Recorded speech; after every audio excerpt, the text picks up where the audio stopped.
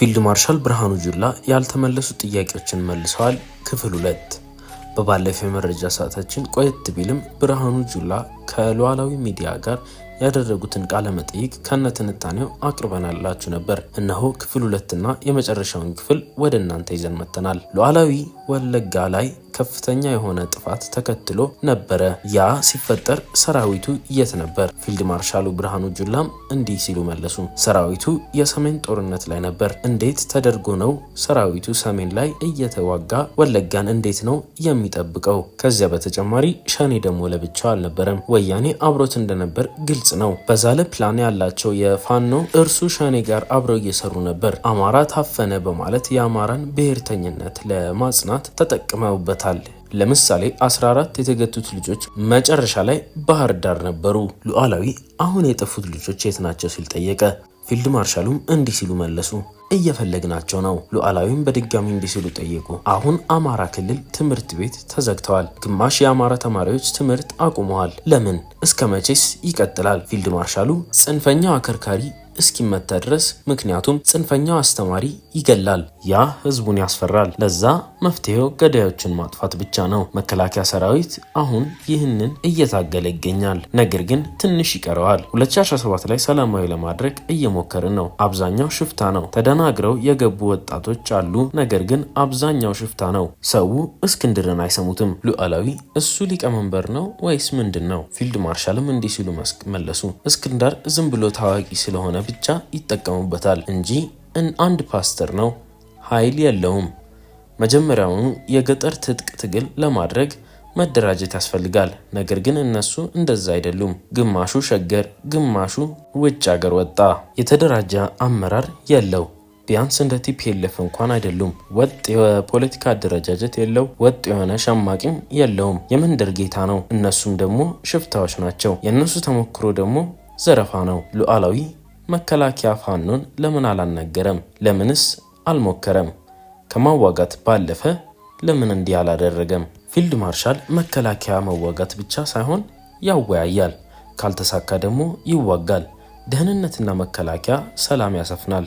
ብንችል ወደ ፋኖ ሰርገን ገብተን ለድርድር እንዲመቸን አንድ ለማድረግ ሁላ ሞክረናል። አይደለም ሀገር ውስጥ ሌላ ሀገራትም ላይ አደራደርን እንሰራለን። ለምሳሌ የኦላንና የወያኔን ስነ ልቦና ስለምናውቀው ለድርድር ለማቅረብ ሞክረናል። ኦላም ቲፒኤልኤፍም አለቃ አለው። ፋኖን ተራ በተራ ቢመጡም እናስተናግዳቸው ነበር።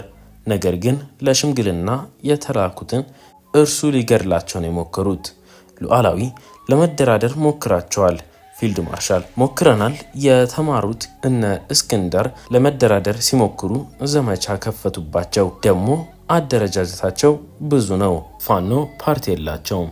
የተለያዩ መሆናቸውም ነገሮችን አክብዶታል። ሉዓላዊ ለምን በዓለም አቀፍ ደረጃ አልተደራጃችሁም ሲል ጠየቀ። ፊልድ ማርሻሉም አይደለም በዓለም አቀፍ በመንደርም አልተስማሙም እኮ። ለምሳሌ ኦላ መሪ አላቸው። ለዛ ነው ታንዛኒ ላይ የተስማማ ነው። ይህንን ለማድረግ አስቸጋሪ ሆነው የመንደር ጎረምሳ ባለቤት የለውም። የሚዲያ ባለቤቶችም ያስፈራቸዋል። ይህንኑ ስለ እኛ የአማራን ንቅናቄ እየናቅነው ሳይሆን ጠንካራ አደረጃጀት ባለመሆኑ ነው። ሉዓላዊ የኦላ ድርድር እንዴት አልተሳካም? ፊልድ ማርሻሉ ኦላ በሰሜኑ ጦርነት ጊዜ ተጠናክረው ነበር። ብርጌድ እስከ መመስረት ደርሰው ነበር። ቲፒኤልኤፍ በፊት እኔ ነኝ አዲስ አበባ የምገባው የሚል ስምምነት ነበራቸው። በዛ ባለመስማማት ከወያኔ ጋር ከሚሴ ላይ ተዋግተው ነበር። ሉዓላዊ አሁን ይህ ሰላም ሁሌ እንዴት ነው የሚሻሻለው? ፊልድ ማርሻሉ አሁን የተሻሻለ ነው ነገሩ። ኦላን ከታንዛኒያ በኋላ አድቅቀነዋል። በአማራ ክልልም ያ ይሆናል። ሉዓላዊ የኤርትራ የሶማሊያ ግጭት ከተከሰተ አሁን ያሉትን ታጣቂዎች ያህል አይመልሰውም ወይ ሲል ጠየቀ። ፊልድ ማርሻሉ ብዙ ጊዜ ሌሎችን የሚያደህይ አይሳካለትም። ሰው ከግብፅ ልትዋጋን ነው ይላል። እንዴት በአውሮፕላን ጭኖ ነው የሚወጋን? ወይ ሶማሊያ ደግሞ ከኢትዮጵያ ጋር የምትዋጋበት አቅም የላትም። መጀመሪያ አቅሙ ራሱ የለውም።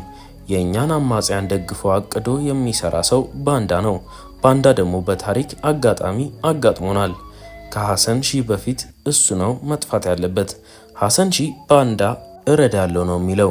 እኛ ደግሞ ሶማሊያ ላይ ወዳጆች አሉን። ዚያድ ባሬ ወረራ ካደረገ በኋላ እኮ ሶማሊያ ፈረሰች።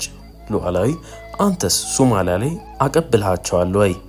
ፊልድ ማርሻሉ እኛ ለፑንትላንድ መሳሪያ አላቀበልንም፣ ነገር ግን አጠፋቸዋለሁ ካለ ማቀባበላችን አይቀርም።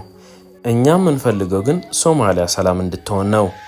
ይህን በየቀኑ አዳዲስ መረጃዎችን በማራኪ ሁኔታ የሚያቀርብላችሁን ቅኝት ዴይሊ ቻናል ሰብስክራይብ በማድረግ አዳዲስ መረጃዎችን በጊዜው ያገኙ።